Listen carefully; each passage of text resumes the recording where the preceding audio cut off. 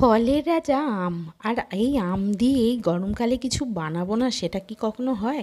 তাই আজকে বানিয়ে ফেললাম ম্যাঙ্গো ব্রেড ডেজার্ট। চলুন তাহলে শুরু করা যাক। প্রথমে আমি কয়েকটা পাউরুটি নিয়ে নিয়েছি, নিয়ে ধারগুলো পোড়া অংশগুলো কেটে বাদ দিয়ে দিয়েছি, দিয়ে মাঝখান থেকে এইভাবে পিস পিস করে কেটে নিয়েছি। নিয়ে একটা পাকা আম নিয়ে নিয়েছি। আমটা একটু বেশি পাকাই হতে হবে, তাহলে ভালো হবে এই ডেজার্টটা।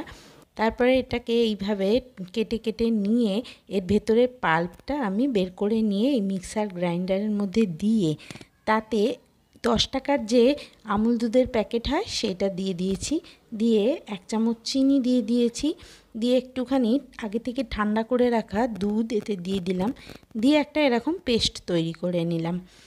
তারপরে একটা পাত্রে ওই পাউরুটির টুকরোগুলো ভালোভাবে সাজিয়ে নিতে হবে, নিয়ে তার ওপর দিয়ে ওই যে পেস্টটা আমি তৈরি করে রেখেছিলাম সেইটা এইভাবে স্প্রেড করে দিয়ে দিলাম।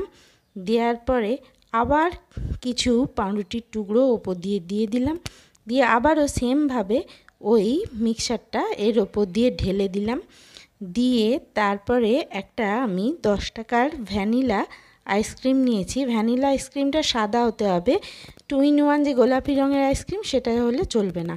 তো তারপরে এই আইসক্রিমটা ক্রিমের মতো ওপর দিয়ে স্প্রেড করে দিয়ে দিলাম, দিয়ে আগে থেকে কেটে রাখা ছোট্ট ছোট্ট করে টুকরো করে রাখা আম আমি এতে দিয়ে দিলাম ডেকোরেশনের জন্য।